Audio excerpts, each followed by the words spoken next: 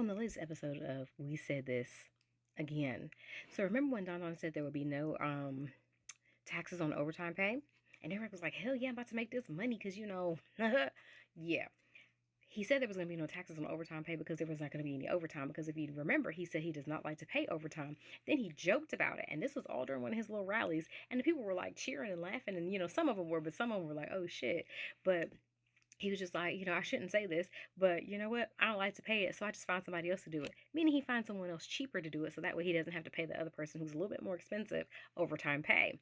So remember Biden, the one that y'all always like to make fun of and think that he's not doing anything for you and he's just over there sleeping. Well, he was the one who was doing the pro-worker policies to ensure workers benefit from overtime pay. The 4 million of y'all that could have absolutely put your weight behind Kamala and, made sure that this shit kept going because, as the current threshold is 35K right now, he was trying to raise it up to 58K. But they just went ahead and slapped that down because, y'all put Don Don in office and then y'all have allowed him to put the people that are on the Supreme Court in office. And now guess what? They have a lifetime appointment and they just made sure that it's legally slapped down and said that it's unconstitutional. Yeah. So y'all just, not only did you vote against your health care, but now you voted against a higher pay. For a lot of you that are, labor unions and stuff, is that lump in your throat yet? But hold on. Let me go ahead and gut punch your ass real quick. Because remember I said it was going to be like 4 million people, right? Oh, yeah, absolutely. Now, to simplify that, what they also figured out is for a lot of you, companies would reclassify people so that they don't have to pay them. Because, when they notice that certain people that they rely on a lot, start to really be that valuable asset and they are working more hours, but they can't afford to, well, it's not even they can't afford to pay them. They just don't want to pay them the overtime pay or whatever. So they bump them up just a little bit and then they classify them as a salary manager. Is that lump in your throat right there, sugar? Because it should be, because that's probably you, huh? Because you just got that little manager title and you thought, oh, mama, I made it. Yeah, congratulations. They played you.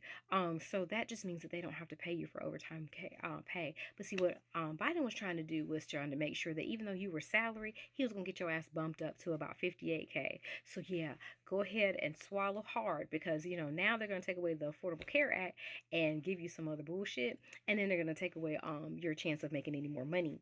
Now, this also laid the groundway so that Bezos and Elonia could file a lawsuit against the National Labor Relations Board, saying that, what, the way that they handle things is unconstitutional and it causes a lot of extra regulations for them. I mean, because how dare we, hold them accountable?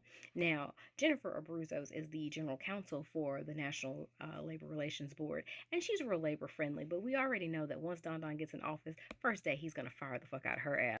And when y'all sit here and think, oh, no, they won't do that because Don Don said, yeah, that's what he told y'all what he was going to do. And remember, he said he doesn't he likes the uneducated. He was talking about y'all who didn't, listen or do your research. Because Elonia has put so much behind the propaganda machine that absolutely is feeding you all misinformation, because during the course of when they realized they fucked up and back in 2016 and all the things, and they said that, this time around they would not mess up to the epic proportions of what they did the last time, they also bought radio stations. So that's where a lot of the Latinos for Trump are getting their news, and they're getting fed the misinformation that's, fueling them and stuff. And here's the other thing. This goes back to when we were in school and we were learning about the Soviet Union and, how Russia and all the things could infiltrate the U.S.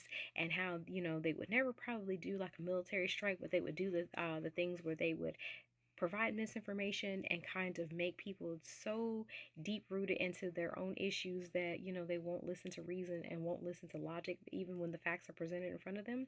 So yeah, so before you think that they won't be able to get rid of this and, it's just like, oh, well, you remember Roe v. Wade? They're not going to go in there with one fell swing and cut that off.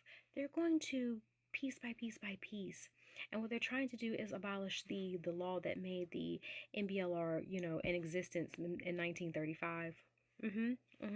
So this has been around to protect people since 1935. And like I said, they're going to chip away at it and prove that it's unconstitutional so that they can make more money and make you go to work so that they can make more money.